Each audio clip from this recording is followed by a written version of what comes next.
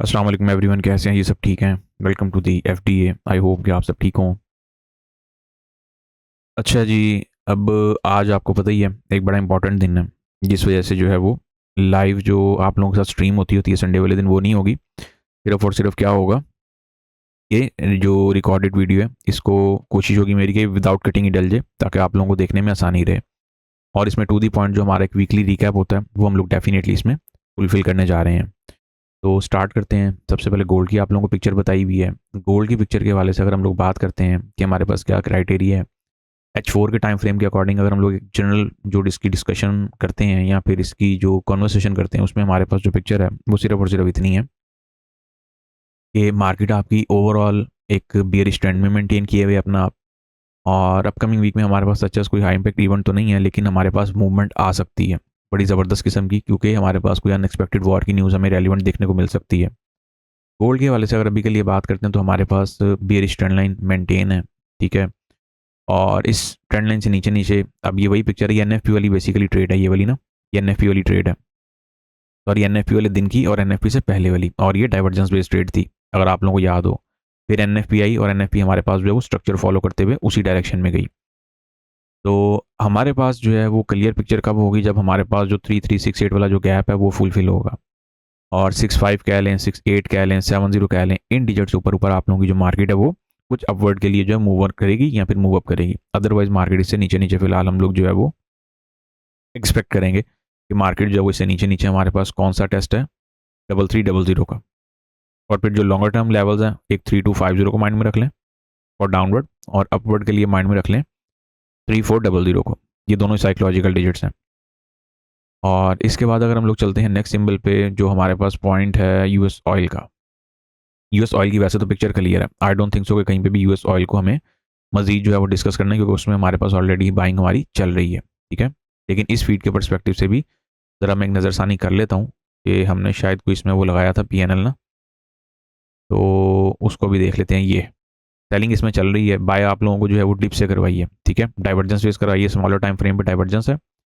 3 year time frame पे चले जाएंगे तो हिडन डाइवर्जेंस है स्ट्रक्चर के ऊपर। कौन सा स्ट्रक्चर है? रेजिस्टेंस बिकम सपोर्ट का स्ट्रक्चर, ठीक है जी। तो इसमें कंफ्यूज होने की जरूरत नहीं है, क्योंकि जो आपकी हिडन डाइवर्जेंस है वो स्ट्रक्चर पर ही बना करती है। अब यहाँ पे जो पिक्चर है आप लोगों के पास, पिक्चर बड़ी क्लियर है इसमें।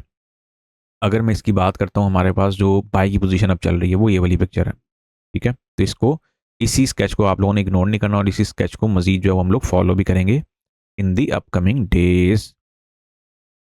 अच्छा, इसके बाद जो हमारे पास नेक्स्ट सिंबल आता है वो आता है जी DXY का। DXY उठने की काफ़ी कोशिश कर रहा है, और कहीं ना कहीं मैं ये समझता हूँ कि स्मॉलर टाइम फ्रेम पे तो उसे डाइवर्जेंसेस तो मिल ही रही हैं, लाइक H1 पे। आप लोगों को दिखा भी देता हूँ, इन यूज़र्स को नहीं पता।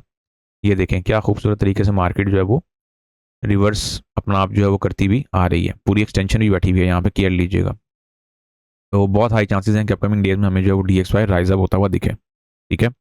और फिर हमारे पास जो ये सारे क्राइटेरियाज यहाँ पर, ये सारे सिनेरियोज हैं वो बने, और उसका जो पहला टारगेट है वो हमारे पास 98 का। ऑफ कोर्स डाउनवर्ड के लिए हमारे पास जिस लेवल पे हमारा फोकस था वो 95 का था। तो हमारे पास DXY की जो स्टोरी है उसमें सिर्फ और सिर्फ इतना ही किरदार है कि मार्केट यहाँ पे कुछ रिबाउंडिंग चाह रही है, लेकिन ये जो ट्रेंड लाइन आ रही है बेरिश ट्रेंड लाइन, इसके ब्रेकआउट पर ही हम लोग फर्दर बुलिश होंगे। अभी के लिए जो इनकी टोन है वो ज़रा डविश सी टोन है। ये मैं DXY की बात कर रहा हूँ। और सिल्वर की जब हम लोग बात करते हैं तो सिल्वर में हमारे पास एक बाई की पोजीशन चल रही है, मल्टी टाइम चल रही है, मेरा ख्याल है थर्ड टू फोर्थ टाइम जो है ये पोजीशन ट्रिगर हुई है। रिमेन वैलिड है, सेटअप रिमेन वैलिड है, और हम इसके साथ ही जाएंगे, ठीक है। फिलहाल हमारे पास सिल्वर के लिए ये वाली जो पोजीशन है ये वैलिड है।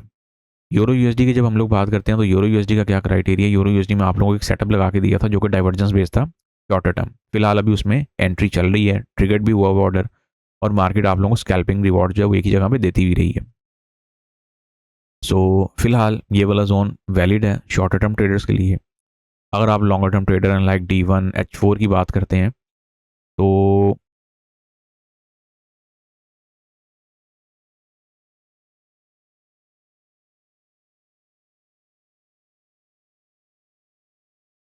H4 में क्या है, H4 में जो आपके पास पिक्चर है वो एक बड़ी नॉइजी, और यहाँ पे D1 की जब हम बात करते हैं तो D1 पे, क्योंकि इसमें बेसिकली क्या हो रहा है कि मार्केट जो है वो आपकी ओवरबॉट और ओवरसोल्ड कंडीशन में हुई हुई है। जो जितने भी मेजर्स हैं, स्पेशली चाहे उसमें पाउंड है, चाहे उसमें यूरो है, चाहे उसमें AUD USD है, तो D1 के टाइम फ्रेम के अकॉर्डिंग यहाँ पे कुछ रिवर्सल नज़र ज़रूर आ रही है, लेकिन आपको स्मॉलर टाइम फ्रेम की जो डाइवर्जेंसेस है उनको फॉलो करते हुए ही चलना है। D1 के टाइम फ्रेम के अकॉर्डिंग ये वाली पिक्चर भी एक बनी हुई है, ठीक है। तो इस पिक्चर को भी माइंड में रखिएगा, दिस वन।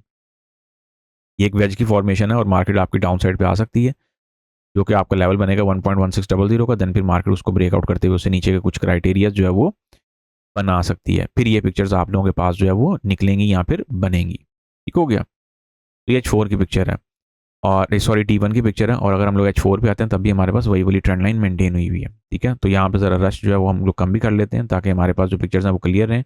और अगर आप लोगों को मैं अपकमिंग वीक के लिए कोई एक क्लियर चार्ट पे चल के कोई सिनेरियो एडवाइस करता हूँ तो वो फिलहाल सिर्फ और सिर्फ अभी के लिए इतना ही है। बट याद रखें, overall trend remain extreme bullish का है, ठीक है। ये पिक्चर है कुछ अपकमिंग वीक के लिए,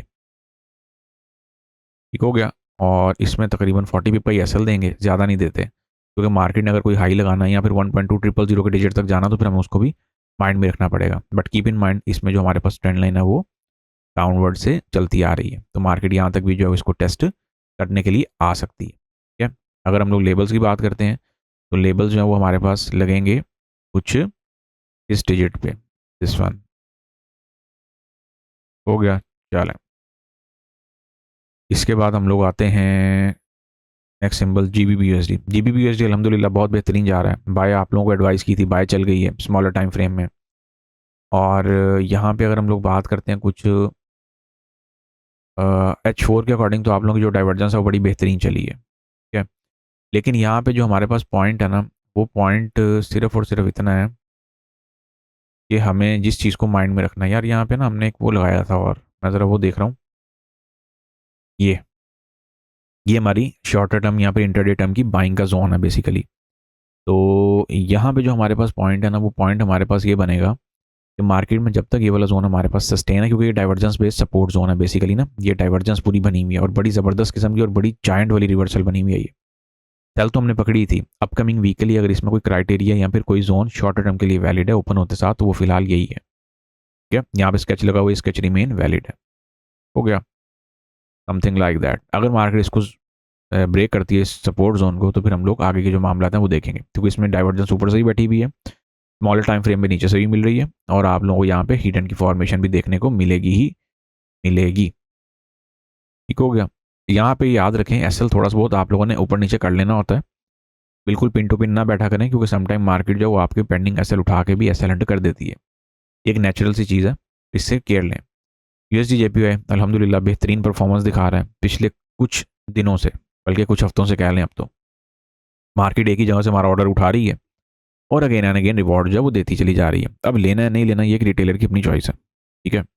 अब D1 के टाइम फ्रेम के अकॉर्डिंग हमारे पास रिमेन यही वाला क्राइटेरिया या फिर यही वाला जो PNL है, ये जितने लगे हुए हैं, ये जितना यहाँ पे हमारे पास सेटअप बना हुआ है, ये सारे का सारा वैलिड है, क्योंकि डाइवर्जेंस में सपोर्ट जोन बैठा हुआ है। तो ये सारे जो हमारे पास क्राइटेरिया है ये रिमेन वैलिड है। जो हमारे पास करंट पोजीशन है वो हमारे पास फिलहाल 247 पिप के रिवॉर्ड में चल ही रही है, हो गया। इसके बाद हम लोग आते हैं GBP JPY की तरफ।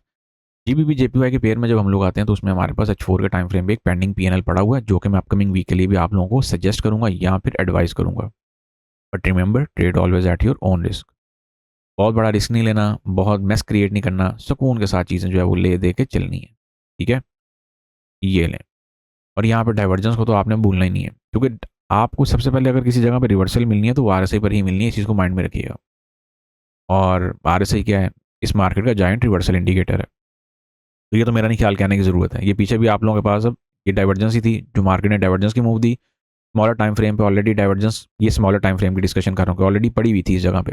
फिर मार्केट ने स्ट्रक्चरल जोन्स पे आके आप लोगों के पास अगेन एक हिडन की फॉर्मेशन बनाई, लेकिन ये स्मॉलर टाइम फ्रेम पे जाते हैं तो ये रेगुलर पिक्चर, ठीक है, जहाँ पे अक्सर यूज़र कन्फ्यूज हो जाते हैं।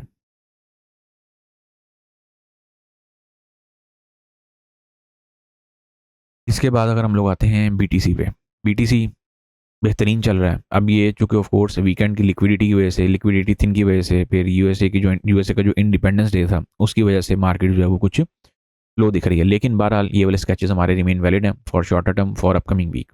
बाकी जो मार्केट क्राइटेरिया बनाएगी फिर उसे डेफिनेटली देखेंगे, ठीक है ना। तो ये वाले जो हमारे पास एरियाज हैं, अब यहाँ पे H1 पे मार्केट ने डाइवर्जेंस की रिबाउंडिंग ली है, ठीक है।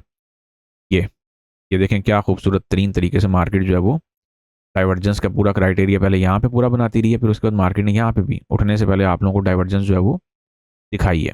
तो यहाँ पे अब एक रिटेलर उसको किस वे में ला के प्ले करता है, किस सेंस में प्ले करता है, ये बड़ी चीज़ मैटर करती है, ठीक है ना। तो ये कुछ क्राइटेरियाज होते हैं जिन क्राइटेरियाज को आपको माइंड में रखते हुए चलना है।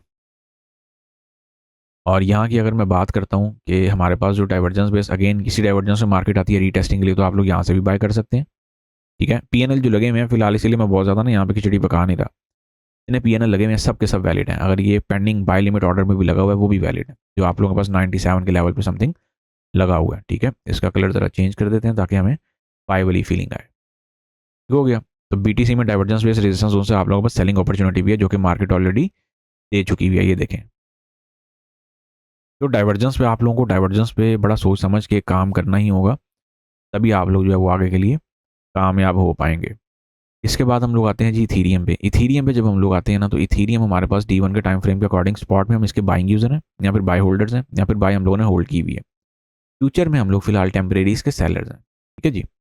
तो जब तक ये क्राइटेरिया चल रहे हैं, बाकी इसको ऑफकोर्स कल की जो फीड है उसमें भी डिस्कस करेंगे, और जो हमारे पास मॉर्निंग स्ट्रीम की फीड होती है उसमें भी डिस्कस करेंगे चीज़ों को, ठीक है। और जो लोग RSI पढ़ना चाह रहे हैं, बैच स्टार्ट हो चुका हुआ है, अपकमिंग बैच ऑफ कोर्स आने में देखें किस डेट पे आता है या क्या क्राइटेरिया के साथ आता है, लेकिन RSI पढ़ें ज़रूर, ठीक है। इसमें हम लोग री एंट्री के टाइम पे वॉल्यूम स्मॉल करेंगे और एंट्री अपनी मूव करेंगे। तो गाइस ये थे हमारे वीकली एनालिसिस। आई होप कि आप लोगों को बेहतर तरीके से सब चीज़ें मैं जो है वो क्लियर कर पाया हूँ। कोई क्वेश्चन वगैरह हो तो पूछ लीजिएगा without any hesitation. See you on Monday live stream. Until then take care of yourself, have a lovely weekend to all of you. खुश रहें, हंसते मुस्कुराते रहें। फी अमानिल्लाह, अल्लाह हाफिज़।